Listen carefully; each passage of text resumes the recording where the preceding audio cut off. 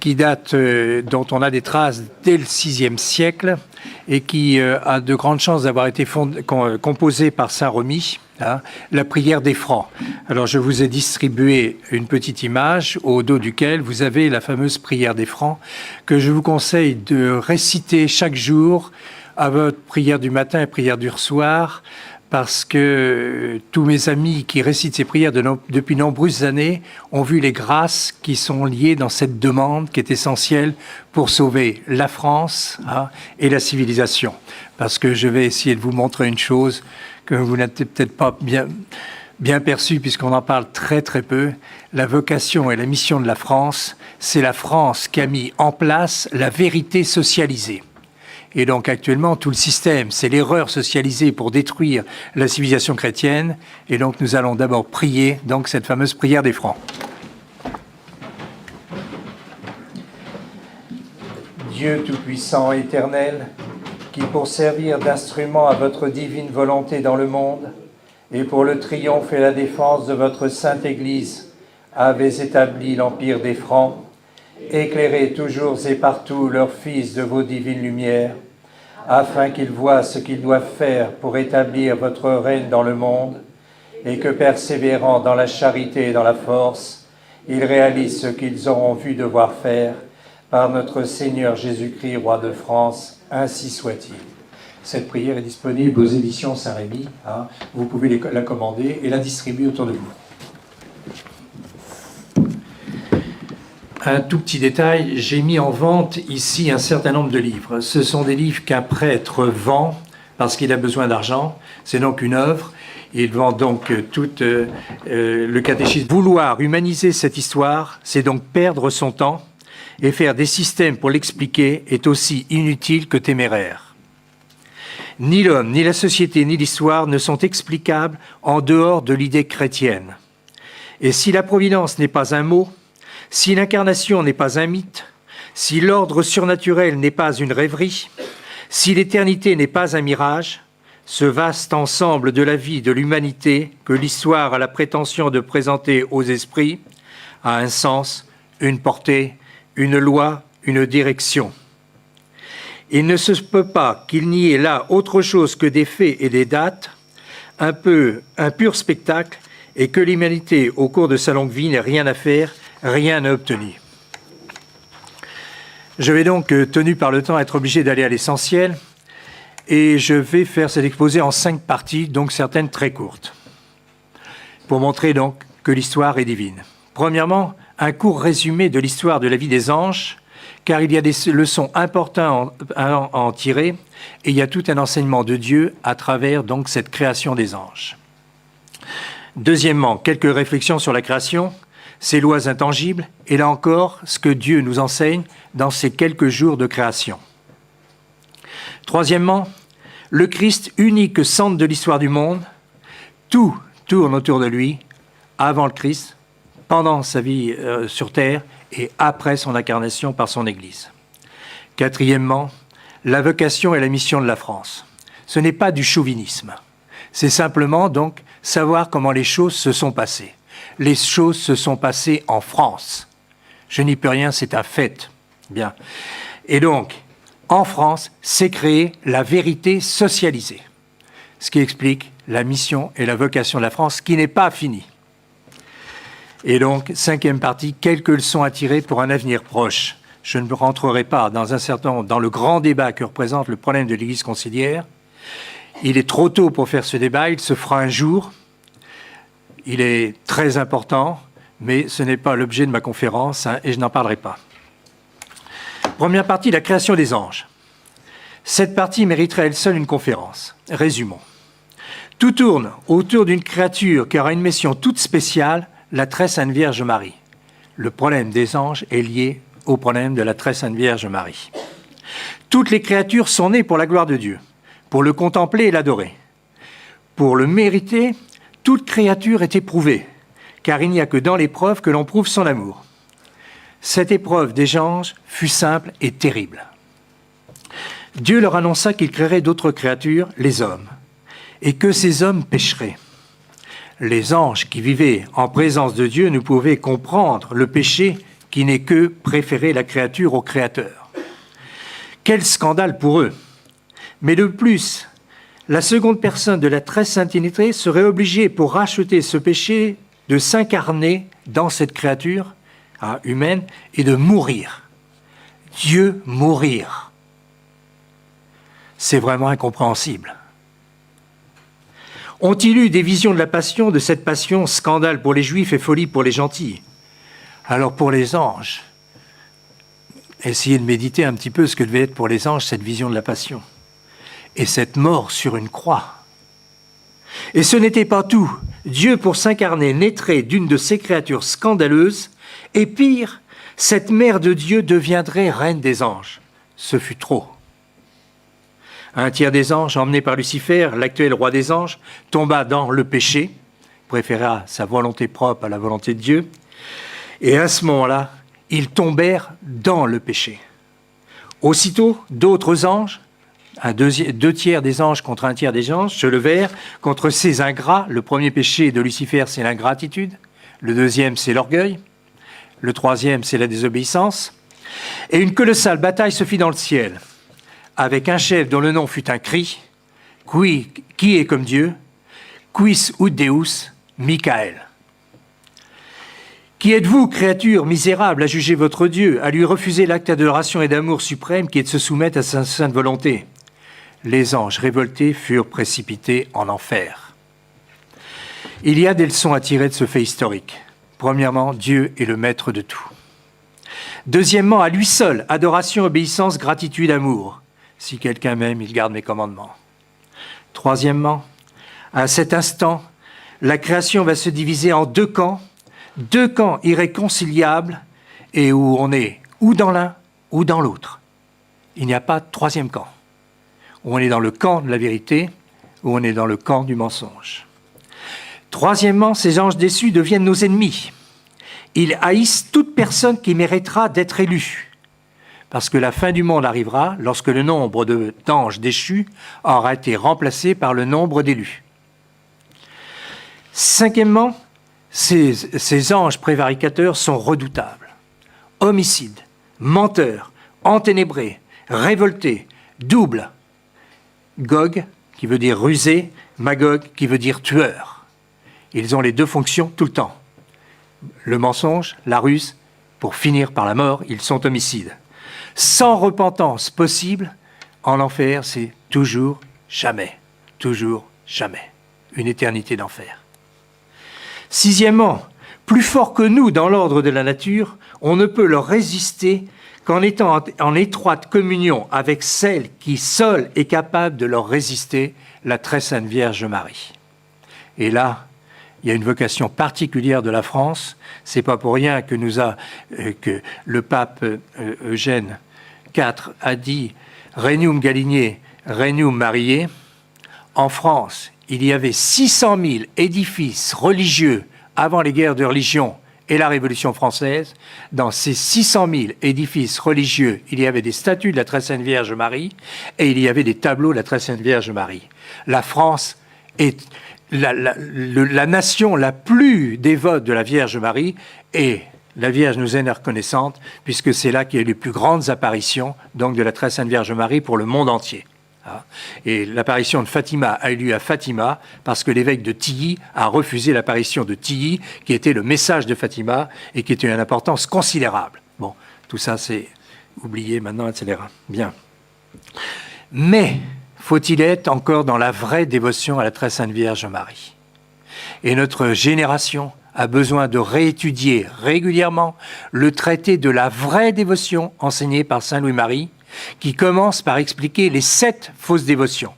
Et beaucoup de gens sont dans les 7 fausses dévotions, ça mériterait une conférence. Toute cette histoire donc montre que tout n'est que divin une fois de plus. J'arrête sur les anges, il y aurait bien sûr beaucoup de choses à dire. Deuxième partie, la création. La création n'est que divine. Et la création est une histoire, avec des temps et avec une logique. S'enchaînent les 6 jours de la création qui sont d'une logique extraordinaire et nous allons voir pourquoi. La première, le jour, c'est la lumière qui ne vient pas des astres. La deuxième, le firmament. Le troisième jour, la terre, les plantes et la mer. Le quatrième jour, les astres, l'astre de la nuit et l'astre du jour. Le cinquième jour, les poissons et les oiseaux. Le sixième jour, les quadrupèdes et Adam. Le septième jour, le repos de Dieu, parce qu'il vit que tout cela était bon et tout était terminé. Il n'a pas jamais construit, donc depuis recréé quelque chose. Tout a été fini lors de la création, donc dans ces 7 jours. Le septième jour, Ève, la chute, l'expulsion. Dieu créa un homme éminent. Et là, nous venons de sortir avec Bruno Saglio, donc des éditions Saint-Rémy, un livre que je vous conseille fortement, mais je ne l'ai pas encore diffusé. Il vient de sortir cette semaine. Hein. J'ai le premier exemplaire. Parce que je veux que Dominique fasse quand même l'inventaire de ce qui est dit au niveau scientifique dedans et donne son équilobstat. Hein. Bien. C'est fait par un prêtre, l'abbé Burke, un jeune prêtre canadien, en 1876, le premier et le plus profond des savants, Adam, notre premier père. Vous avez donc toute une réflexion théologique en première partie et en troisième partie par ce prêtre qui est absolument remarquable sur donc qui était Adam, le plus profond et le premier des savants. Après, en deuxième partie, donc, il y a une exposition, bien sûr, contre l'évolution, contre tout ça, c'est fausses sciences, et donc il parle de quantité de choses qui sont très intéressantes. Bon, un livre à connaître, à diffuser hein, et à étudier. Pour cet homme, Adam, créé à l'image de Dieu, ne jamais oublier. Hein, Dieu créa la terre et les cieux. Quelle merveille que cette création, à tel point que saint Paul, mais Dominique en a parlé hier dans sa conférence, hein, recitant l'épître aux Romains au chapitre 1, versets 18-23, les 15 donc versets qui racontent, qui enseignent que la colère de Dieu éclate du haut du ciel contre toute impiété et injustice des hommes qui, par leur injustice, retiennent la vérité captive. Car ce qui se peut connaître de Dieu est manifeste par eux, etc., etc. Donc, Dominique a rappelé. Bien. Et la sanction terrible de ceux qui ne reconnaissent pas ça, sanction que nous voyons donc se développer depuis une vingtaine d'années, ce qui n'existait pas il y a 20 ans, hein, c'est que le bon Dieu les abandonne, hein, les lâche, dans le péché de sodomie. C'est-à-dire que toute personne qui fait le péché contre le Saint-Esprit, vous savez qu'il y a donc 6 péchés que Dieu ne peut pas pardonner. C'est ce qu'on appelle les péchés contre le Saint-Esprit. Bon, le premier péché contre le Saint-Esprit, c'est aller contre la vérité connue. C'est un péché irrémissible. C'est dans Saint Matthieu, chapitre 25, etc. Bien, bon. Eh bien, ce péché contre le Saint-Esprit engendre le péché contre nature. Et donc, toute personne qui va contre les lois de Dieu, la vérité de Dieu, dans quelque domaine que ce soit, le bon Dieu l'abandonne donc à ce péché contre nature. Et là, actuellement, donc c'est une débauche. Et donc, cette débauche commence par quelques personnes qui se cachent, puis quelques personnes qui osent, et puis on en est maintenant à une génération qui donc vit dans ce péché-là. Il doit y avoir des désirs que je ne connais pas, mais qui doivent être tels que toute personne qui a touché à ça ne peut plus revenir en arrière. Il y a quelque chose qui n'est pas naturel. Dans ce péché contre nature, vous devinez donc les actes qui s'y posent. C'est absolument un péché lié à quelque chose de satanique. La personne qui fait ça, surtout si c'est un prêtre, et Dieu sait, donc, petit détail, parenthèse que je veux quand même bien dire, il est paru dans le Figaro il y a 2 ans, l'été il y a 2 ans, un compte-rendu d'un travail fait par les Américains, 20 000 pages de dossier, 50 tomes de 400 pages. Bien, sur tous les péchés contre nature dans tous les diocèses du monde. Ce qui a fait dire donc à ces gens-là, on peut vendre tous les biens de l'Église sur la planète, hein, on ne pourra pas tout payer. Bien, donc quelque chose qui a existé à toute époque. Il y a toujours eu, etc. Mais caché, il y avait très peu, etc. Maintenant, c'est répandu partout. Et ça, Dieu, c'est un péché où Dieu se réserve la justice lui-même.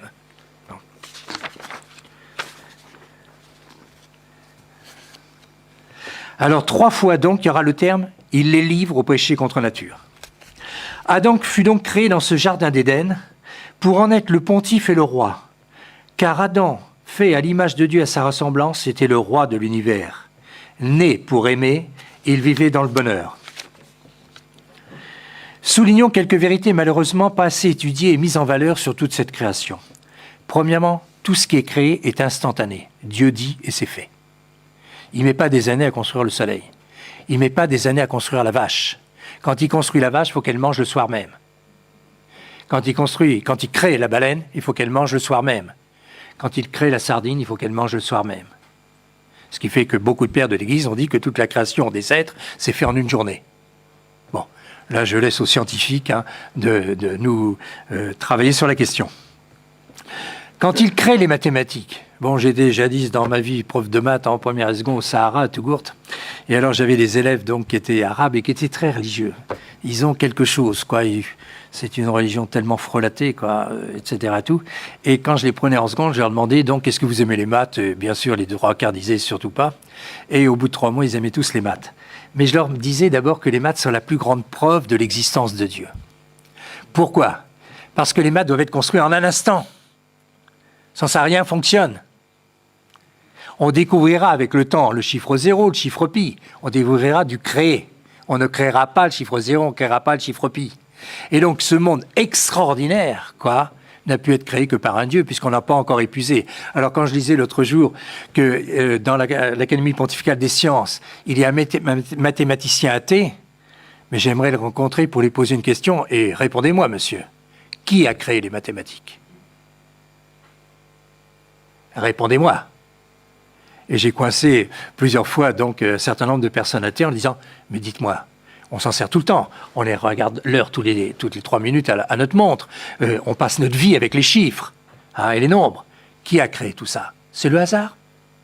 Mais enfin, avec une logique, des lois gigantesques pour faire fonctionner tout le système. Et vous ne voyez pas que seul un Dieu peut le faire. Etc. Alors, cette création est instantanée. Elle est définitive. Il n'y a jamais de changement ultérieur. Les mathématiques sont les mêmes depuis 2000 ans, depuis 500 ans, dans 500 ans, à Honolulu, à New York, à Moscou. C'est définitif. Tout ce que Dieu crée est instantané et définitif. L'histoire de la langue primitive. Bon, alors c'est sûr que là, il y a des discussions passionnantes, quoi, mais il y avait la langue adamique, donc terminé. Après, il y a eu donc la confusion de Babel et toutes les langues. Mais toutes les langues ont les mêmes structures. Il y a un alphabet, très court, 26 lettres, pour gérer tous les mots, ces énormes dictionnaires, etc. Qui a créé cet alphabet? Qui a créé ces lois grammaticales qui font fonctionner une langue dans tel et tel pays différente, et tout le monde a une grammaire, sauf j'ai appris hier qu'une certaine langue n'en a pas, comme le copte. Eh bien, bon. Et donc, il y a un dictionnaire, il y a des conjugaisons, etc. Et c'est définitif. Je suis toujours en admiration quand je vois un de mes neveux et nièces, à l'âge de 3 ans, parler comme un adulte, mais sans même savoir ce que c'est qu'une lettre. Sans se tromper sur les pluriels, sans se tromper sur les conjugaisons. Mais comment ça marche dans un cerveau pareil? À 3 ans, alors que nous ne pouvons pas comprendre le parler sans des lettres, sans des mots, etc. Ça, c'est la création de Dieu. Bien. Elle a des lois très contraignantes, cette création, qu'on ne peut pas éviter. On ne peut échapper à aucune loi de la physique. On ne peut échapper à aucune loi de la chimie. Et puis on est obligé de s'y soumettre et donc de bien voir les conséquences des lois mises par Dieu en place. Et tout le monde est obligé de s'y soumettre. Elle est universelle, cette création. C'est la même quel que soit l'endroit de la Terre. Exemple, les lois de la musique. Ce sont les mêmes lois partout. Elles sont définitives. On recrée à partir de ça des quantités de choses, mais des 100 notes de musique, on n'a jamais trouvé une 8e note, etc. N'oublions pas que le savant qui découvre un élément de cette création découvre du créer, il ne crée pas. Il devient d'ailleurs un intime de Dieu. Lui qui a découvert sur un point inconnu quelque chose. Et la première chose que tout savant qui découvre devrait être une prière d'adoration et de remerciement, quoi, en face de ce Dieu qui a créé. C'est pas lui le savant qui a créé. Elle est faite par amour, cette création. Elle est faite pour la gloire de Dieu et pour le service de l'homme. Et donc c'est le péché qui a détruit donc un certain nombre de choses, mais elle est faite par amour. Et donc toute personne qui sait contempler la création, qu'est-ce que vous voulez, quand vous voyez donc un lys, on a l'admiration devant un lys. Qui peut créer un lys, etc. Elle doit être rendue, elle doit être contemplée pour rendre au Créateur l'hommage qui lui est dû. Une petite anecdote cet été avec une petite nièce qui a 8 ans, qui aime beaucoup le beurre. Et je lui disais, mais d'où ça vient le beurre? Ben, du lait. Mais le lait, d'où ça vient? Ben, de la vache. Et la vache, comment elle fait le lait? La vache, elle mange de l'herbe, il sort du lait. Mais il fait une énorme usine entre manger de l'herbe et faire du lait. Et du lait qui soit bon et plein de vitamines, etc., de protéines, je ne sais pas quoi, et tout. Il faut une énorme usine. Qui peut créer la vache en dehors d'un Dieu? Et je lui dis, alors qui a créé la vache? Elle dit, bah, c'est le bon Dieu. Ouvrons les yeux, sachons contempler, sachons regarder. Hein. Et la vache, elle aussi, a été créée en un sang, parce que le jour même qu'elle a été créée, il fallait qu'elle mange. Et l'herbe était créée, etc. Bien. Que le séjour au paradis terrestre devait être beau et bon. Une question m'a toujours laissé perplexe, parce que j'aime bien poser des questions, etc. Pourquoi Dieu a arrêté la création? Il continuerait, là, par exemple, à nous sortir quelques nouveaux animaux, quoi, des choses extraordinaires et tout. Non, parce que quand il a tout créé, il a dit une phrase, et il vit que cela était bon. Et quand tout est bon, c'est fini. Quand on a fait une œuvre, je ne sais pas, les gens qui ont écrit, ils savent qu'à un moment, c'est fini, c'est bien, on arrête. On a dit ce qu'il fallait dire. Voilà. Eh bien, tout dans cette partie donc de l'histoire de l'humanité qui est la création prouve la divinité. L'histoire de la création est divine. À la minute où le triomphe lui était assuré... Ah non, pardon. Malheureusement, après la tentation, ce fut la chute et la déchéance. Il va maintenant falloir combattre et mourir pour mériter le ciel. Heureusement, Dieu, dans son infinie bonté, vous savez que le péché des anges a été sans rémission, immédiate la sanction. Parce que les anges avaient la présence de Dieu devant eux. Et donc, c'était un péché impossible à excuser. L'homme, lui, est né donc avec une nature faible et Dieu va le racheter.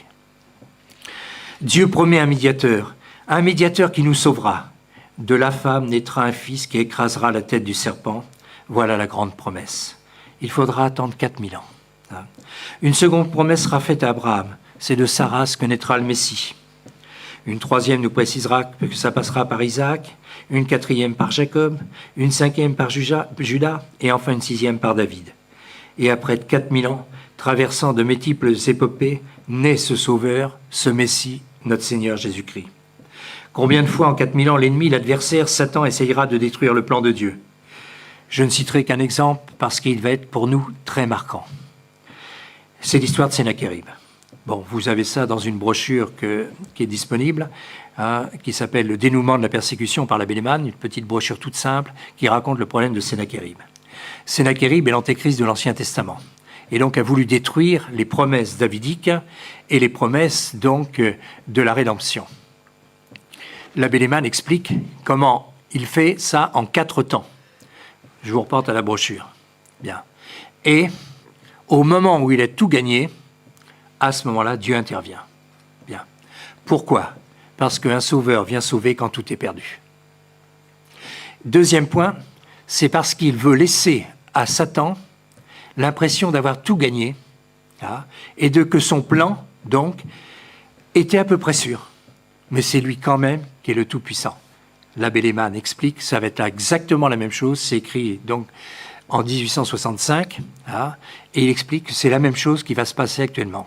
On va voir en 4 phases la volonté de détruire l'Église. Bien, il explique tous les détails. Et il dit, le bon Dieu interviendra quand et comment.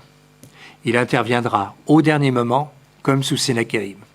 Le jour, la veille de remporter la victoire aux portes de Jérusalem, l'ange exterminateur est passé et les 185 000 hommes de Sennachérib ont été tués pendant la nuit.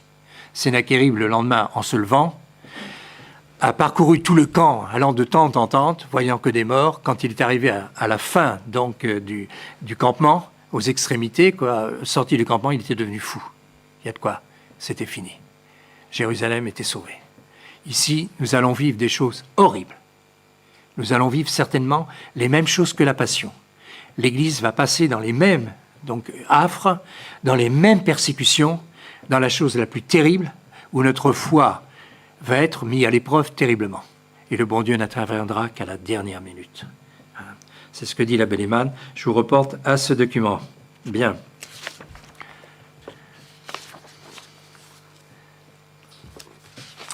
Oui, que de miracles pendant ces 4000 ans d'histoire sainte. Le miracle de Noé, le miracle de Hébert, le père, donc le sol, quoi, donc, dont la langue n'a pas été changée, hein, et donc le fils Hébert qui, donc, à la tour de Babel, hein, toutes les langues, lui seul, est protégé.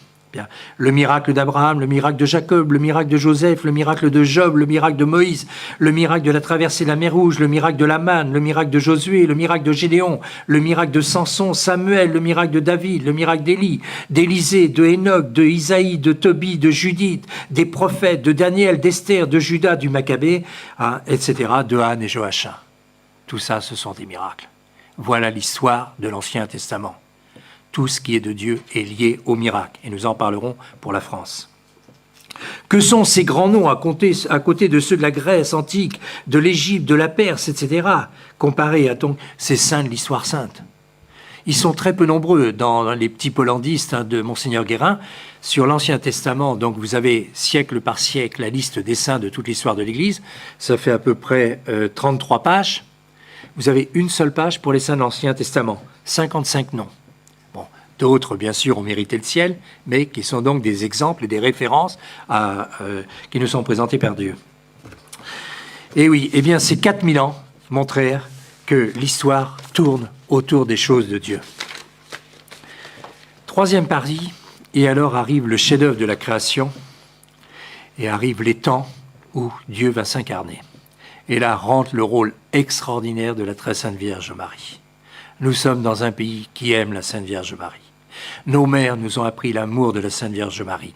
Ayez chez vous des statues de la Sainte Vierge Marie. Moi, à chaque mariage où je suis invité, j'offre une statue de la Vierge Marie. Ah, tout le monde oublie toujours ça et les jeunes époux sont toujours très contents. Je choisis des choses qui sont assez jolies, etc. Et c'est une très bonne idée à transmettre, etc. Bien, la pleine de grâce. Cette jeune fille qui avait 14 ans le jour de l'Annonciation. Il nous faudra une éternité pour contempler la Vierge Marie. Bon, elle va être présente dans toute l'histoire de l'Église. Elle va être présente dans toute l'histoire de France. Elle va être présente, quoi. Mais dans nos, c'est là la différence. Quand je vois un protestant et qui n'aime pas la Vierge Marie, je me dis, on est allé en Angleterre fouiller donc le fameux en Écosse jusqu'au nord de l'Angleterre, quoi, chercher un document de Jeanne d'Arc, etc. et tout, et vous traversez tout ce pays sans une statue de la Sainte Vierge. Ils sont fous ces Anglais. Ils sont tous pédés. Bon, c'est, je ne sais plus, Cresson qui a raconté ça, oui. Bon, etc. Et oui, et voilà la pleine de grâce, la très sainte Vierge Marie, la future épouse du Saint-Esprit, épouse du Saint-Esprit. La future mère de Dieu, la future reine des anges, celle qui écrasera le serpent, née notre reine dans la plus profonde humilité. 15 ans après, ce sera ce fiat qui nous sauve. Elle sait le prix de ce fiat, mais elle nous aime et elle nous aime à travers Dieu. On sait, nous aussi, le prix de ce fiat. Aimons-la. Mais aimons-la et soyons dans la vraie dévotion à Sainte. Reprenez le traité de la vraie dévotion. Il n'y a qu'au ciel que l'on pourra comprendre Marie. Encore faut-il mériter d'aller au ciel. Et nous ne pourrons aller au ciel que dans la vraie dévotion. Sa conception immaculée, l'amour infini qu'elle avait envers Dieu lui procura la grâce la plus importante de toute l'histoire, dire fiat. Elle savait ce que ça coûtait. Désormais, nous serons sauvés. Après ce fiat, la très sainte Vierge met au monde le Dieu incarné. Sachons méditer à chaque nuit de Noël, c'est ma grande méditation. Je vous fais part de... vous faites ce que vous voulez, quoi. Je passe ma nuit de Noël, dans la Sainte Messe, à contempler le premier regard de Marie à Dieu, à son Fils incarné. Son Fils qui lui vient directement dans les bras. Ah, il n'est pas encore enveloppé de l'ange. Et la très sainte Vierge Marie le regarde. Pensons à ce que peut être le regard de la Sainte Vierge Marie sur ce Dieu. Et la réponse de l'enfant Jésus. Que devait être beau l'enfant Jésus. L'enfant d'une digne mère. Eh oui. Pendant 30 ans, elle eut pour elle seule ce Jésus sauveur. Ces 30 ans la préparèrent à cette vie publique et à ces 3 jours de la Passion. Cette vie publique mélange d'amour et de haine dans un enseignement d'amour contre ceux qui haïssent la vérité. 30 ans de miracles, car Jésus, pour prouver sa divinité, 3 ans de miracles de la vie active, car Jésus, pour prouver sa divinité, fit tant de miracles que l'apôtre Saint Jean ose finir son évangile en disant « Je ne pense pas que le monde entier pût contenir les livres qu'il faudrait écrire. » Où sont les miracles des autres fondateurs, d'un Luther, les miracles de Mahomet? Où sont les miracles de nos athées? Où sont les miracles de Moïse, de Marx, de Karl Marx, etc. Ils préfèrent plutôt nier le miracle pour que leurs partisans puissent ne pas se comparer aux disciples de Jésus-Christ. Mais soyons-nous très respectueux du miracle parce que la vie chrétienne vit dans le miracle. En conclusion, l'incarnation, la vie de Jésus, la rédemption prouvent la divinité, l'histoire du salut est divin. Va commencer une autre période, hors de l'Église, pas de salut.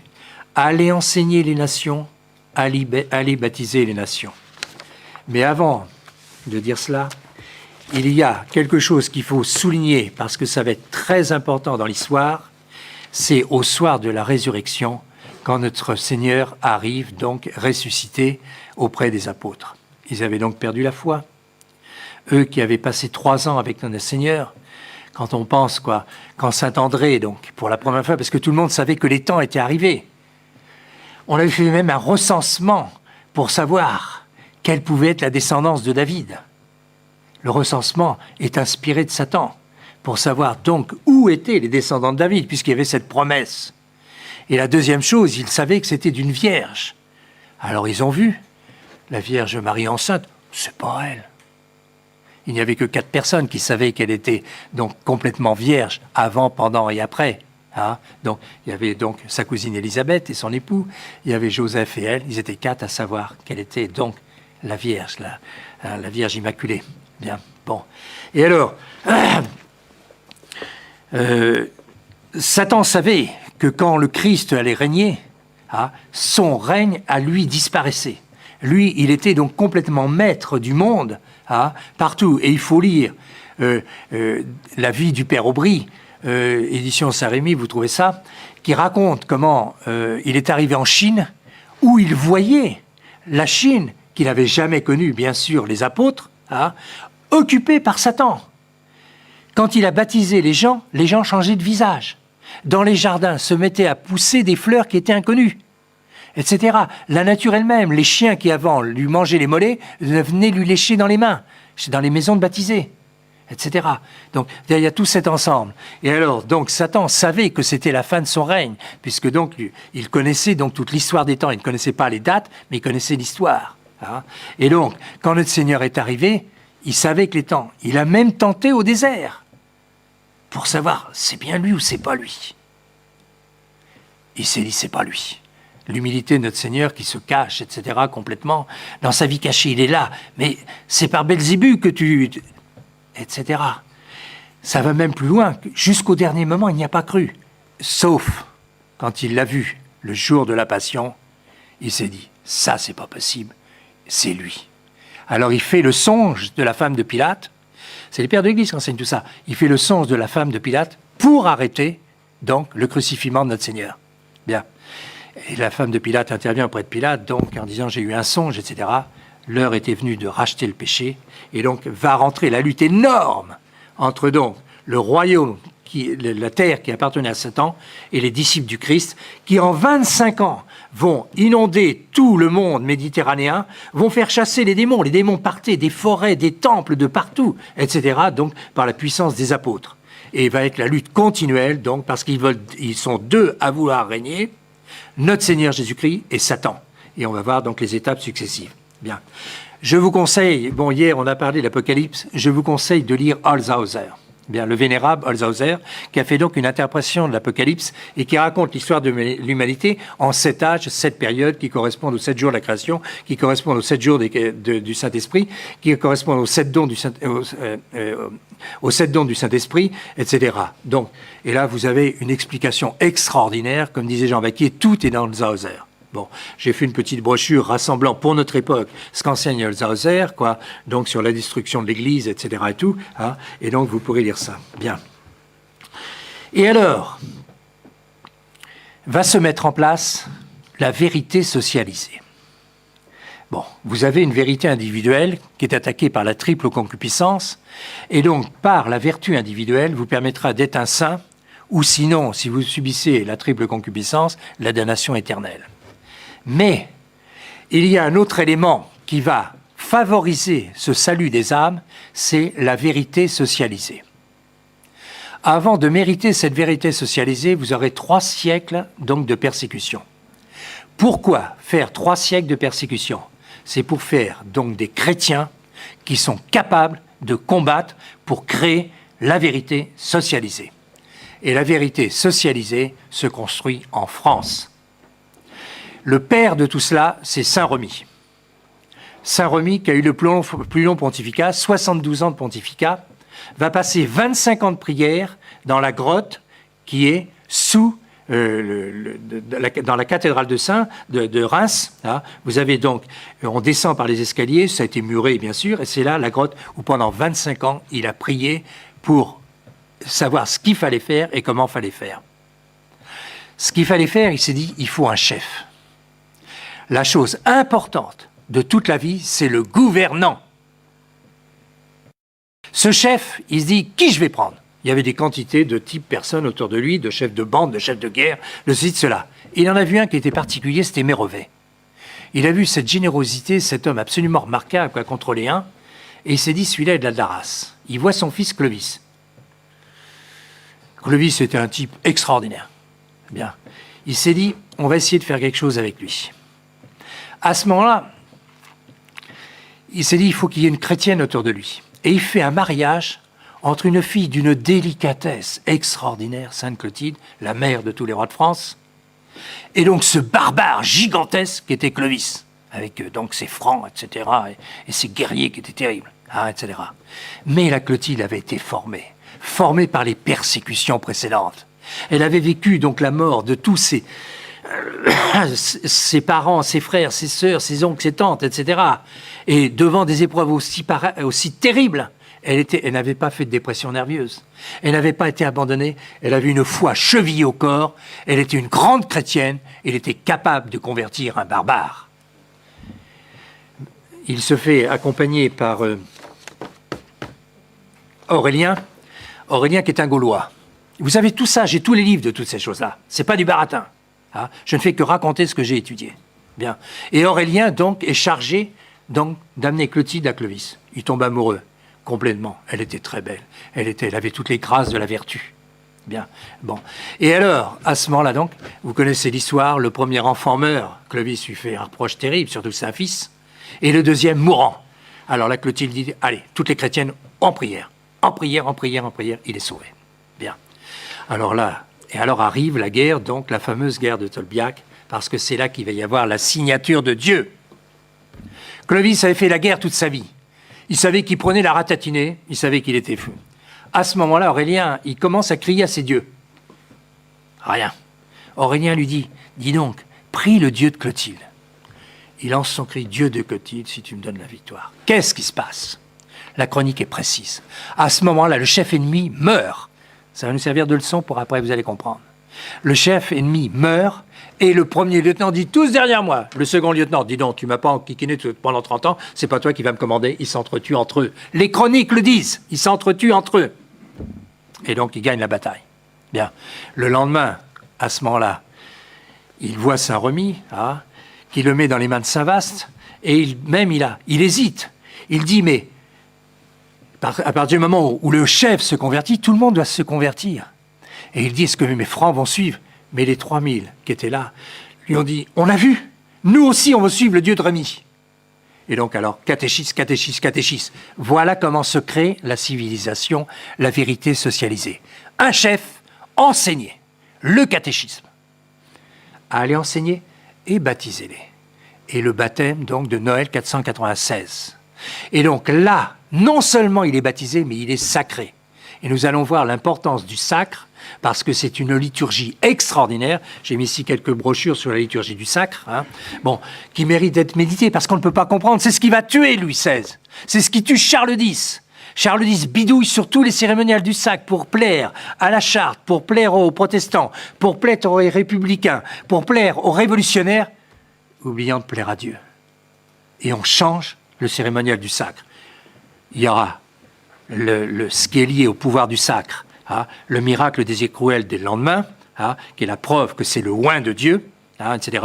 Mais il sera abandonné de Dieu parce qu'il a trop bidouillé, hein, donc dans tout, la soumission à la charte, qui est la chose la plus abominable, puisque le roi de France est le principe.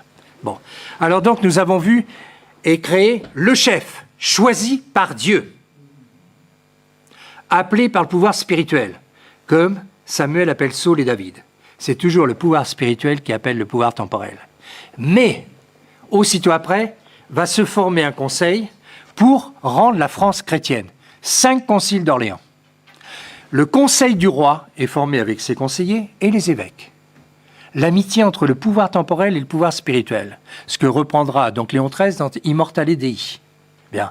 Et là, à ce moment-là, on commence à structurer et à organiser la société chrétienne.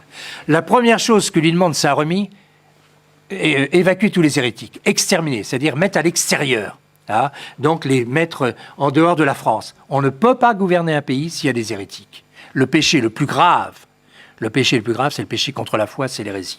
C'est un péché public, c'est un péché qui a des conséquences sociales. Hein, ce n'est pas un péché individuel. Hein, bien. Et donc, à ce moment-là, donc, il fait 5 campagnes. Donc, alors, Saint-Remy lui donne un petit baricot. Ça devait être un alcool bien sympathique. Et il lui dit, tous les soirs, tous les chefs, vous boirez là-dessus. Et quand ça s'arrêtera, vous rentrez pour faire des petits Gaulois, des petits Francs, etc., préparer les générations futures, quoi, etc. Et donc, en effet, l'histoire du baricot est racontée. Et en effet, donc, quand c'était fini, le baricot arrêté, il rentrait, etc. Mais il a donc dû faire plusieurs campagnes pour exterminer. Bien. Alors, à ce moment-là, qu'est-ce qui se passe? Il se fait une énorme organisation qui vont durer sur les générations, et donc qui sont l'élaboration de la cité chrétienne, celle dont Saint Pie X a dit, elle n'est pas inventée, elle existe. Bien, bon. Et cette société chrétienne, où est passé mon micro, là, le micro portable, parce que je vais être obligé de, voilà, d'écrire, de faire un petit dessin. Merci.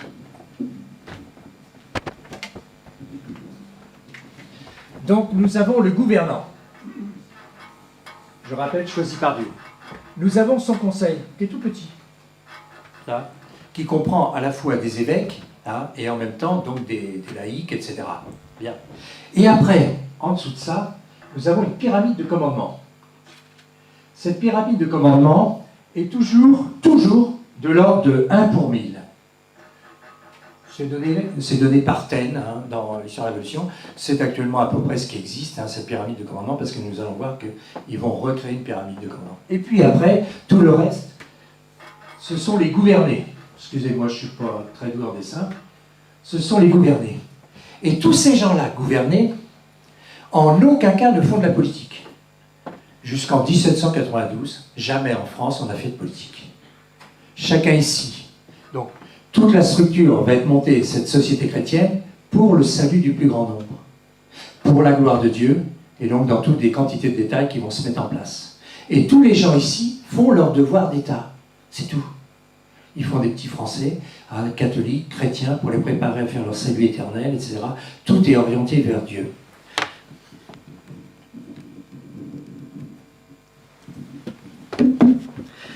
Alors, on va travailler, quoi. Donc, on va créer, avec l'inspiration de l'Esprit Saint, une société qui va vivre à partir du décalogue. Et plus que du décalogue, des béatitudes. Et donc, va se mettre en place le problème de l'éducation. Les écoles, l'université, les séminaires, les écoles de chant, etc. Va se mettre en place la justice. Vont se mettre en place les hôpitaux, vont se mettre en place la gendarmerie, les prisons, la discipline, vont se mettre en place la chevalerie, qui va donc créer donc un esprit de corps chrétien entre tous les combattants. Vont se mettre en place les institutions chrétiennes, le droit chrétien, les missions. Ah, et le rôle de la France est extraordinaire dans l'élan missionnaire. dans l'élan missionnaire dans le monde entier, au XIXe siècle. L'énorme élan missionnaire qui va se faire dans le monde entier, c'est français. Vont sortir de ces Français des quantités d'évêques. L'épiscopat missionnaire est absolument incomparable avec l'épiscopat français. Et c'est l'épiscopat de jeunes Français remarquables. Hein? L'épiscopat en France est bidouillé avec le gouvernement, hein, où en général, donc, le nonce présente un saint, le gouvernement présente une fripouille, et on se met d'accord sur un crétin. Bon, la phrase n'est pas de moi. La phrase n'est pas de moi. Hein? Bien. Se met en place la vie morale individuelle, avec donc, bien sûr, quelque chose qui est unique à la religion chrétienne, c'est le sacrement de pénitence. C'est-à-dire, donc, lutter contre les défauts particuliers, lutter donc contre le péché, toutes les formes de péché, etc., travailler pour la vertu. C'est une révolution sociale colossale qui fait que Paris, avant 1789, avait 80 gendarmes pour assurer la police à Paris. Vous voyez, on en est aujourd'hui ? Il faut même des gendarmes pour que les choses fonctionnent à peu près. Se met en place le problème de l'argent, qui ne appartient qu'au roi, parce qu'ils savent ce que c'est que le problème de l'argent. L'argent mériterait une conférence à elle seule. Là, il faut appeler Philippe Bourcier de Carbon, parce que c'est le spécialiste sur la question, etc. Se met en place le problème de la diplomatie, réservé au roi. C'est le roi qui s'occupe donc de tous les liens avec Rome et avec les autres nations. Se met en place le problème du commerce, de la nourriture, des lieux de culte, le problème de la prière publique. Il n'y avait pas d'église avant. Hein, tout d'un coup, on peut publiquement prier partout, et c'est un devoir social. Et on crée ces énormes cathédrales. Donc, notre ami nous a parlé, quoi, etc. Mais c'est extraordinaire, ces cathédrales. C'est inspiré, c'est un miracle. Mais où trouver ces architectes? Où trouver tous ces gens capables de créer ces choses-là? Les mathématiciens qui vont mettre en place cette... Mais c'est extraordinaire, quoi. Eh oui. Eh bien, voilà le travail de la France. C'est la France qui met ça en place. Et à chaque génération, le bon Dieu, donc, donne son accord avec ce oint, cet homme qui est le fils aîné, hein, avec le miracle des écrouelles. Le miracle des écrouelles est un problème clé. Quand Charles VII sera sacré, le lendemain, il guérira des écrouelles. Le lendemain. Et toute la France sait que c'est le oint de Dieu. Et toute la France sait qu'il a mérité le royaume. Alors, on vivait dans cette ambiance absolument extraordinaire, donc de vie chrétienne, privée et publique. Et qu'on a perdu. Moi, j'ai connu, j'ai 70 ans, j'ai connu à Poitiers, dans mon Poitiers, mais je suis d'une famille pauvre, hein, où nous étions 10 enfants, hein, et donc on savait ce qu'était le pain quotidien, on savait ce qu'était la providence, hein. Nous étions très heureux, on chantait tout le temps chez nous, hein, etc. On ne vivait que pour la foi. Nos fêtes, c'était le dimanche, la procession de la fête Dieu, les communions, etc., les communions solennelles, tout ça, etc. C'était l'objet de nos discussions. On n'avait pas de bibliothèque, on n'avait pas de télé, pas d'internet, etc. et tout. J'ai vécu l'Église en ordre. Hein. Les jeunes aujourd'hui ne peuvent même pas comprendre ce que c'est, ce que nous avons vécu. Les anciens le savent ici. Hein. Voilà. Alors,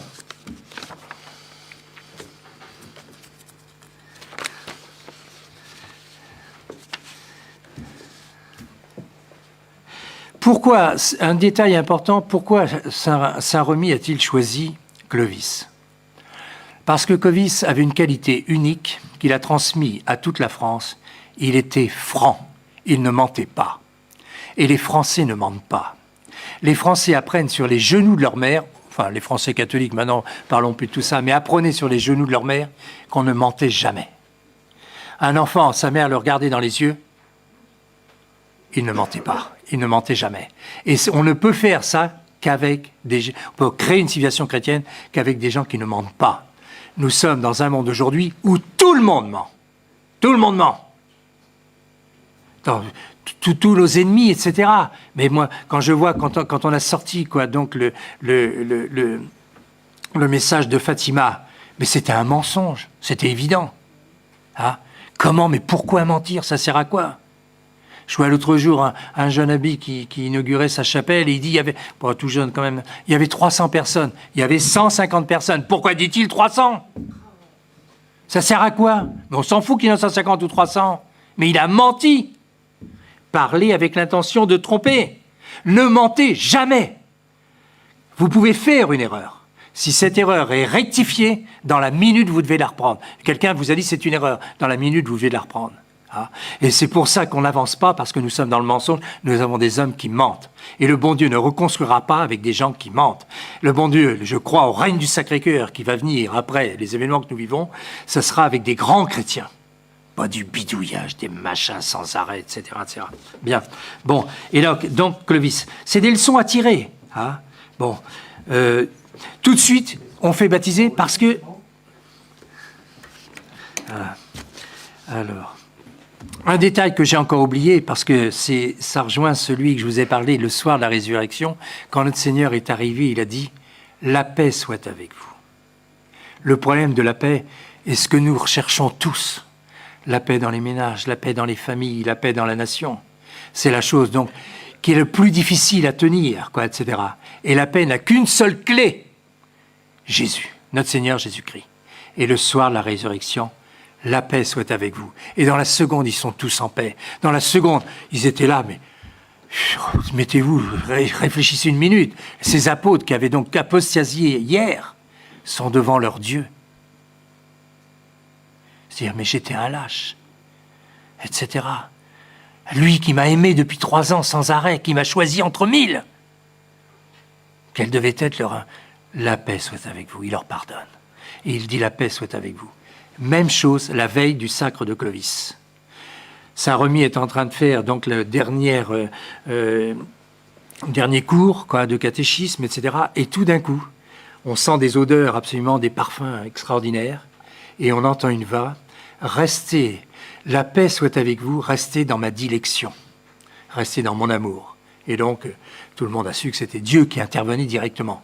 Parce que là se crée le pouvoir temporel, et le pouvoir temporel est fondé sur Dieu. Restez dans ma dilection. Et chaque fois que donc les rois s'écarteront de la paix avec Jésus-Christ, ils seront châtiés. La société fonctionne comme ça, et Jeanne, quand elle va arriver, va amener la paix du Christ. Mais nous allons parler de Jeanne, parce que là aussi, il y a encore des leçons à tirer pour notre société, et pour ce qui a été démoli et qui sera reconstruit. Nous en avons le... Oh là là là là là là là. Oh là là, j'en ai pas fait la moitié. Bon, allez, on passe. Bon, allez. Donc ça, je vous ai dit, personne ne fait de politique. Voilà, devoir d'État terminé. Bien. Bon, la doctrine sociale, propriété privée, cause intermédiaire, principe de subsidiarité, hiérarchie, œuvre de miséricorde, promotion des bons, etc., etc. Mais avant tout, essentiellement, la chose essentielle donc de la vérité socialisée, c'est un chef, un gouvernant. Bon. Allez. Alors, l'adversaire va essayer à tout moment donc de détruire tout cela, parce qu'il veut régner. Satan veut régner. Bien. Bon. Et il veut régner pour être adoré pour lui-même. C'est sa vengeance, etc. Et vous connaissez, oui, mais 2 minutes, la fameuse, quand Léon XIII, à la sortie de la messe, avait entendu donc de chaque côté de l'autel, etc. Bon, c'est moi qui ai retrouvé ce document. Je suis allé en parler au cardinal Stickler, qui était responsable de la bibliothèque Vaticane. Il m'a dit, on connaît très très bien le document, etc. et tout. Bon, et donc j'ai fait diffuser après et traduire, et donc tout ce travail extraordinaire donc de Léon XIII, les prières après la Sainte Messe qu'on a supprimées avec Vatican II, etc., etc. Et donc Satan va essayer de détruire tout cela. Bien. De nombreuses fois, mais le roi de France, d'abord, il y a les miracles continuels des naissances royales, où on mettait la France en prière, hop, et il y avait un héritier. Etc. Bon, la famille royale est bourrée de saints. Ça mériterait un jour de faire un inventaire dans la liste des bollandistes. J'ai lu une année, tous les jours, les bollandistes, les petits bollandistes. Bon, les petits bollandistes, jour par jour, 30 à 50 pages par jour. C'est sans arrêt qu'on a des saints, des moines, des ceci, descendants de la famille de France, etc. Bien. Et donc, avec des gens qui avaient une foi terrible. Il n'y a pas que Saint-Louis, tous avaient une foi extraordinaire, Même Louis XV. À travers sa perversion, à des moments, des passages, des écrits absolument extraordinaires sur le problème. Ils avaient vraiment profondément la foi. Et donc Satan va essayer de détruire ça. Alors, pour détruire ça, il va essayer... Il a 2 manières. C'est toujours au niveau de l'art du gouvernant qu'il faut renverser. Et donc, soit il le fait par l'extérieur, mais là, faut-il encore trouver, soit il le fait par l'intérieur. Lui, il a l'avantage, c'est que le loup peut se transformer en agneau. Et donc, de nombreuses fois, en effet, le rôle du roi, aussi, j'ai oublié de vous préciser, par le sacre, c'est les mêmes responsabilités que l'évêque, c'est-à-dire de choisir les hommes, de définir les notions de bien et de mal et de vrai et de faux, dans son domaine, qui est le domaine temporel. J'aurais dû vous parler donc de la fameuse définition entre les deux pouvoirs du pape Gélas. Bon, on n'a pas le temps. Bien. Et donc, ici, il va essayer de remonter. Et le roi va donc toujours choisir les hommes. Dans la société chrétienne, donc, là, le moteur de ces deux pyramides, c'est la vertu. C'est le mérite, etc. Bien. Et un jour, il va réussir, ils vont monter, monter, monter, et ils vont réussir à couper la tête. Bon, c'est le 21 janvier 1792, et à ce moment-là, 93, pardon, et à ce moment-là, donc, la pyramide est renversée. Qu'est-ce qui se passe? L'ennemi va aussi, parce que c'est mécanique, c'est pas simplement, pardon, comme ça, d'accord, c'est mécanique. Bon, l'ennemi est obligé de se soumettre aux lois de Dieu. La société fonctionne avec donc deux pyramides, la pyramide de commandement et la pyramide de gouverner. Dans la pyramide de gouverner, quand l'ennemi va prendre le pouvoir, on ne fait jamais de politique. En France, 999 pour 1000 ne font jamais de politique. Ils en parlent. Ils n'en font jamais. On vote tous les 4 ans, tous les 5 ans. On vote pour des gens qu'on vous choisit. Parce qu'à ce moment-là, donc, cette pyramide de commandement de 1 pour 1000 va être verrouillée par un passage obligatoire, l'initiation maçonnique. Pour être dans ces pyramides de commandement, vous avez donc toute la magistrature suprême, vous avez toute la police suprême, vous avez toute la gendarmerie suprême, les armées suprêmes, etc., la finance, le commerce, etc., etc., etc. Pour entrer là-dedans, vous êtes très éprouvé. On vous fait même passer des diplômes, où là, ces diplômes sont faits non pas pour avoir des connaissances, parce qu'il y a des diplômes, bien sûr, tous les techniciens apprennent donc des choses qui leur serviront, mais il y a des tas de diplômes où on apprend des choses qui ne servent à rien, comme l'ENA. Bien. Et là, ici, on veut simplement des hommes qui sont capables d'obéir et de faire ce qu'on leur dira. Bon, vous connaissez l'histoire, quand on rentre à l'ENA, on fait passer un concours terrible, combien font 2 plus 2. Première année, on vous apprend, ici, 2 plus 2, ça fait 3. Un certain nombre de types tombent. La troisième année, on fait 2 plus 2, ça fait 5. Et la quatrième année, c'est là où les types font la grande carrière. Avant d'entrer, ils frappent. Ici, combien ça fait 2 plus 2? Ensuite, celui-là est capable d'être un supérieur. Bon, etc. Et bon, c'est une parodie, mais qui est exactement ça. Ils sont prêts à défendre n'importe quelle vérité, n'importe quoi. De dire n'importe quoi. On le voit bien avec tous les gens qui interviennent. Et donc, ils vont verrouiller par quelque chose qui n'est pas innocent. L'initiation maçonnique, c'est un sacramental luciférien. Il faut lire le livre de Nicoulot, l'initiation maçonnique. Nicoulot était le directeur de la Revue internationale des sociétés secrètes de Monseigneur Juin et a écrit donc un livre extraordinaire sur l'initiation maçonnique. Et l'initiation maçonnique marque la conscience. Et la personne rentre donc dans le plan de Dieu, dans le plan de Satan, pardon, dans le camp de Satan, etc. Et il est tenu. Et tous réagissent pareil, fonctionnent pareil. Alors après, certains rentreront au 18e degré, à ce moment-là, c'est une obsession diabolique, et 33e degré, c'est la possession, pratiquement. Et ça fonctionne, donc, à ce moment-là, avec des crimes rituels, avec un certain nombre de choses, parce que c'est les sacramentales qui demandent. Satan est Gog et Magog, rusé, menteur et tueur, toujours en 2 temps, 2 phases, etc. Et donc, ici, ils vont prendre tout le pouvoir, mais ils vont faire quelque chose d'extraordinaire. Ils vont mettre un nuage à la place du gouvernant. Et on ne sait pas qui est le gouvernant. Et donc, quand Clovis bataille contre l'ennemi avec le chef connu, nous pouvons batailler, on ne sait pas qui est le chef. La personne comme François Hollande, qui est soi-disant président de la République, ce type-là est aux ordres. Il est choisi entre 10. Il suffit de donner un peu plus de finances à l'un à l'autre pour faire passer qui on veut, etc. Et ce type-là est aux ordres. Les supérieurs inconnus. Il les obéit, il est viré tout de suite. Bon, les supérieurs inconnus, c'est quand même la banque Rothschild, on connaît tout ça, etc. Donc là-dessus, on a énormément de documents pour savoir, pour bien préciser comment les choses se mettent en place. Bien. Et donc, quand cette pyramide va être inversée, où on va faire croire aux gouvernés qu'ils deviennent gouvernants,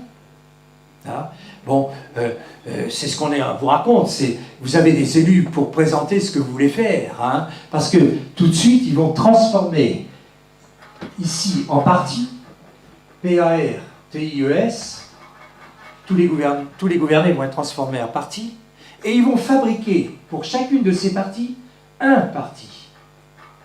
Le parti UMP, socialiste, etc., etc. Ce parti est à l'initiative d'en haut. L'initiative ne vient pas de la base. Il n'existe que s'il y a l'accord d'en haut. Bien. Et donc, c'est ce parti qui va présenter les candidats aux élections.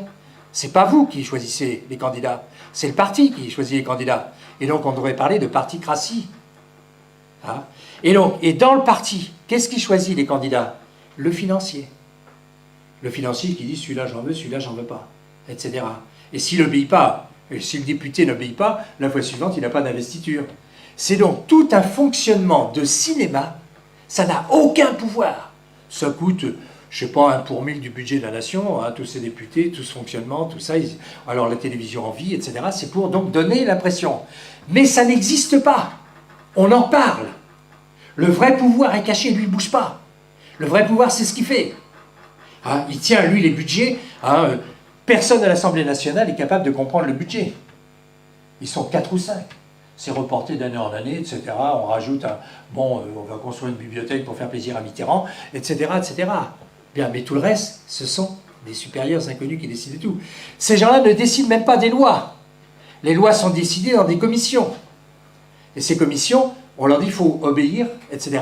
Donc c'est tout un système politique de mensonges qui n'a qu'un but, la damnation du plus grand nombre. Qui n'a qu'un but, c'est donc de génération en génération à faire perdre les libertés, et qui n'a qu'un but donc de détruire tout la vérité socialisée pour mettre en place l'erreur socialisée. Et avec un but final, une nouvelle religion, une république universelle pour l'adoration de Satan. C'est pas encore fini, on n'est pas à la fin du monde. Il y a encore des tas de choses qui vont se passer. Hein. Bon, ils essayent donc de mettre le monde entier en province. En Europe, c'est fait, en Amérique du Nord, c'est fait, etc. La guerre du Golfe avait un but très précis, c'était de rassembler donc tous les gens autour donc, de cette guerre, et donc de recomposer donc, tout l'Extrême-Orient qui leur échappe de quelque peu. Poutine a arrêté toute l'affaire en disant, etc. Mais là, vous voyez, je serais obligé de faire encore 10 minutes. Oh là là. Bon, alors, bien. Oui. Bon, je vais très court, quoi. Tout ça mérite... je fais à peu près 1 heure sur cette pyramide, hein, sans problème. Hein. Il y a des tas de choses à dire, quoi. Bien. Mais donc là, vous comprenez que entre ce que l'on voit, ce qu'on vous fait voir, et la réalité, ça, c'est la réalité. Donc, et le seul problème, c'est un gouvernant. Et au jour d'aujourd'hui, vous pourrez vous changer en lion, vous ne pouvez pas monter la pyramide. Parce qu'il y a des sas, des verrous de sécurité à chaque étage. Bon. Et donc, essayez de reprendre. Le problème, c'est de changer le gouvernant. C'est même pas changer la pyramide. Il faut arriver au gouvernant. Et on ne le connaît pas. Il est impossible de remonter. Vous pouvez faire toutes les manifestations que vous voulez. Même à 999 pour 1000. Les types, ils ont tous les pouvoirs. Hein, ils vous bloquent les distributeurs de monnaie. Au bout de 8 jours, comment ça fonctionne? C'est fini. Ils ont fait des tests. Hein, ils ont fait des grèves spéciales pour faire des tests. Ils vous bloquent tout le système de transport routier. Au bout de 15 jours, comment ça se passe? Paris a 15 jours de nourriture. Au bout de 3 semaines, comment on fait? On est en train de s'entretuer pour manger, etc., etc. Alors donc, il n'y a qu'une seule solution, c'est de changer le gouvernant. Eh bien, il n'y a qu'une seule solution, elle n'est que divine. Il faut être complètement débile pour croire autre chose. C'est impossible. Et Dieu, qu'est-ce qui s'est passé à la Révolution française? Hein? Encore un phénomène surnaturel. L'histoire est divine. Dieu a été mis hors la loi.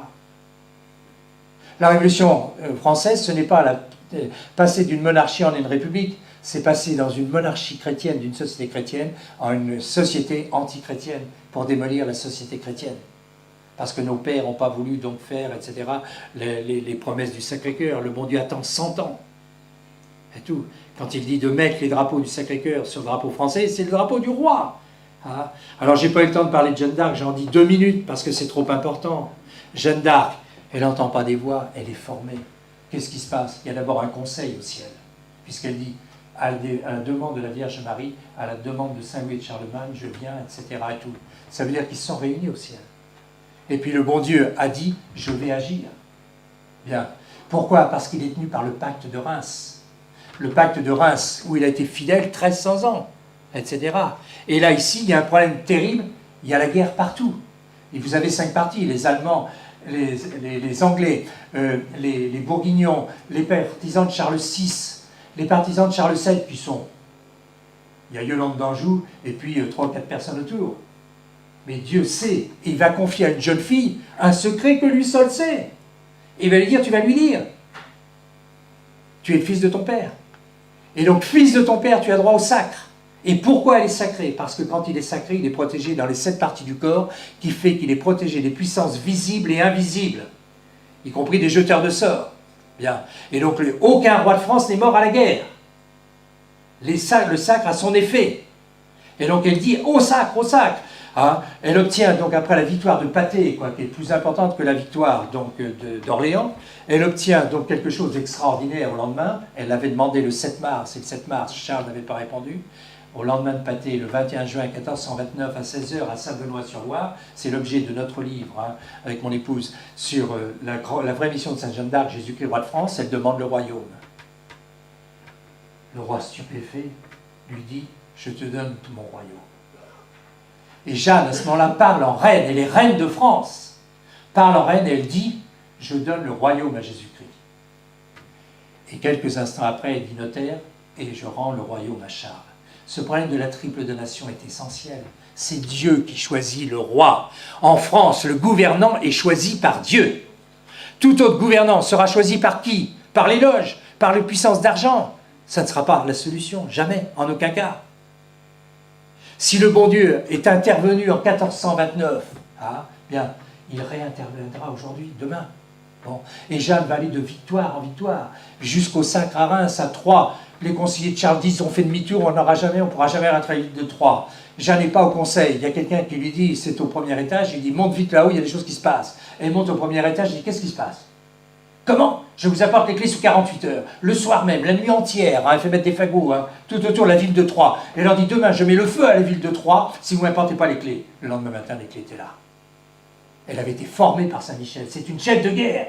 C'est pas, bon, non. Elle n'est ni capitaine ni lieutenant. Elle est généralissime en chef dans la minute où elle arrive.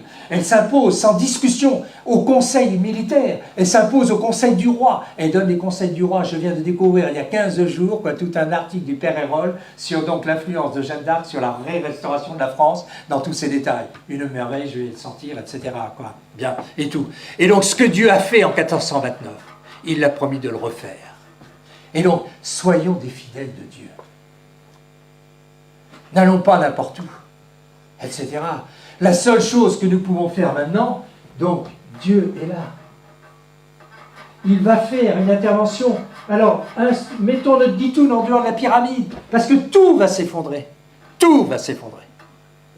Et donc, notre pyramide, notre petite guitoune, notre petite tente, on prie vers Dieu, sans arrêt.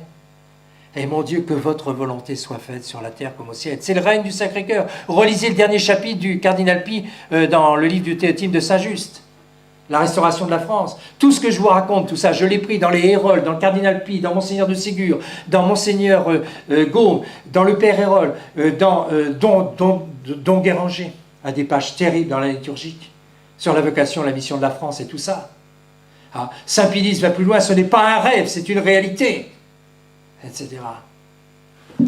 Allez, on arrive à la fin. Enfin oui, toutes les manières pour détruire la révolution, tout ça, il y avait des tas de choses à dire. Bon, les premiers, voilà, etc. Eh bien, on va finir là-dessus. Voilà. Nous allons vivre maintenant des périodes de châtiment, de justice de Dieu. Quand la justice de Dieu passe, comme au déluge, comme à Sodome et Gomorrhe, comme le soir de la Passion, comme en 70 à Jérusalem, on ne se met pas entre les gouttes. On ne se met pas entre les combats. Les mauvais vont s'entretuer entre eux. Voulez-vous bagarrer? Attendez. Un jour, il faudra bagarrer pour le règne du Sacré-Cœur, et ça sera sportif, n'ayez pas peur. Vous aurez votre lot de bagarres. Les Gaulois sont des bagarreurs. César le disait déjà, etc. Attendez, attendez. N'allez, on est en train de vous faire des provocations partout. J'en ai cité 2-3 fois à table, là, de certaines choses qui paraissent complètement anormales. N'y allez pas. Est-ce que j'en dis une minute quelque chose? C'est une opinion personnelle. J'ai beaucoup d'amis, j'ai un certain nombre d'amis, parce que tout ça, c'est un travail colossal. Hein, de lecture, de recherche, de découverte, de livres, etc., de discussions avec des tas d'amis et tout. Et cet été, je réunissais mes proches, amis, on était 70, on a fait 50 heures de conférence, et je leur disais une chose, il y a quand même quelque chose qui m'inquiète. L'année dernière, au mois d'août, il y a eu donc à Avignon ce scandale terrible d'un Christ dans la pisse, hein, etc. La personne a été condamnée à 400 000 € d'amende. Bon, c'est le frère de notre ami Triomphe qui est là, qui était l'avocat, et qui donc fait l'appel de cette affaire. C'est-à-dire qu'on a affaire à des fous furieux en face. Au mois de février, ça a été le théâtre parisien. Bon, il y a une centaine de jeunes qui ont été condamnés à 38 000 €, etc., avec une violence, faut voir, etc. Au mois de mai, ça a été terrible. Plus d'1 millier de jeunes, c'est pas fini. Il y en a qui a fait 1 mois et demi de prison, on a affaire à des fous furieux en face. Puis vous avez un type qui est toujours là présent, dans nos troupes, qui est toujours là en première ligne. Il a juste eu droit une seule fois à un contrôle d'identité. Et ce type-là est toujours là en première ligne. Monsieur Escada de Chivitas. Nous avons, nous, déjà découvert un certain nombre de choses sur ce qu'il a fait en Belgique.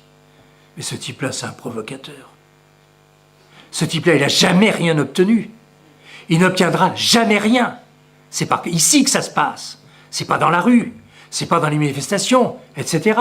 Tout ça, mais quand on connaît la puissance de la police, quand on est... Mais ce type-là, il devrait être en tôle s'il était vraiment de notre camp depuis longtemps. C'est lui le premier qui devrait être en tôle. Juste un contrôle. Alors faites attention aux provocations. Ouvrez les yeux. Nous ne sommes pas des imbéciles. Nous savons comment les choses fonctionnent. Tout est tenu par l'ennemi. Soyons du camp de Dieu. Il n'y a qu'un seul camp. Il veut régner sur la France et par la France sur le monde. Ce n'est pas moi qui le dis, c'est Monseigneur de Lassus, c'est le cardinal Pie, c'est Saint Pie X. Bien. Nous allons vivre les périodes de châtiment. L'Église éclipsée va revenir, car une éclipse a une fin. Le Christ roi de France ne peut pas nous abandonner. Prions chaque jour le Christ roi de France, parce que Dieu est amour, et mon Dieu, je vous aime. Voilà.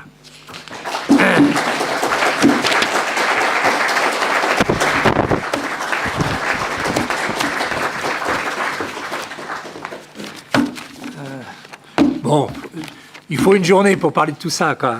Il y a certainement un tas de questions, mais... Vous nous aviez tué avec une telle densité de choses. En tout cas, merci pour ce feu d'artifice que je pense que maintenant nous avons tous besoin, dans les prochains temps, de digérer ce qui a été reçu. Ce moment de colloque est quand même un moment très, très dense, très substantiel. Et maintenant, il faut, comme le lièvre, n'est-ce pas, ruminer, reprendre tout cela. Et je pense que nous avons beaucoup de chance d'obtenir ces apports qui nous ont été donnés depuis hier et que déjà quelque chose de ce que vous nous promettez, vous nous annoncez, se réalise. En petit, dans l'invisible. Nous sommes peu de choses dans ce grand ensemble, mais le seul fait qu'il y ait des mots de vérité, de la recherche, de la connaissance, loin des sentiers battus et de toute la pente suivie partout, déjà cela est un signe. Continuons ainsi, et Dominique va sûrement dire quelques mots. Merci une fois de plus encore pour nous donner ces occasions. Merci aussi à ceux qui travaillent pour que ce soit possible. À tous les efforts, à tous les dévouements, à toutes les aides techniques et humaines. Et merci à vous qui avez la patience d'écouter si longtemps, qui avez fait l'effort de venir, qui nous encourage à continuer. C'est bien. Je crois que me remercier Bernie. Les obligations de l'horaire demandent de clôturer assez fort, reste assez vite, et je crois qu'au fond, sur l'histoire est divine, il n'y a pas de questions à poser. si l'histoire est divine, il faut faire la volonté de Dieu et tout est là. Donc, au risque de déplaire aux conférenciers, je pense que nous allons en venir à la clôture de ces journées, mais avant, je vais quand même vous faire quelques annonces et demander à Thomas Seller de vous donner une brève information sur le programme, sur ce qu'il a fait depuis 1 an. Parce que, bien sûr, politiquement, historiquement, il faut s'occuper du gouvernant. Tout est là.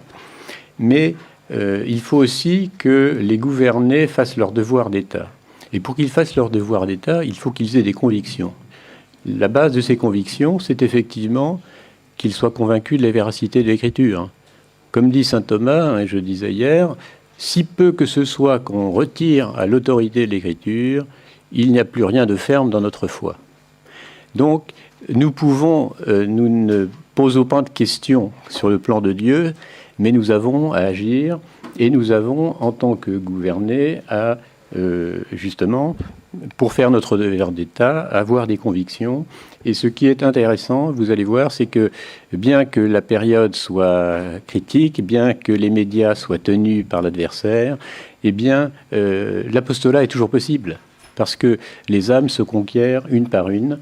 Et le travail que fait Thomas Seller avec Hugh Owen, qui est un correspondant américain, un petit peu l'équivalent du CEP, Mutatis Mutandis, aux États-Unis,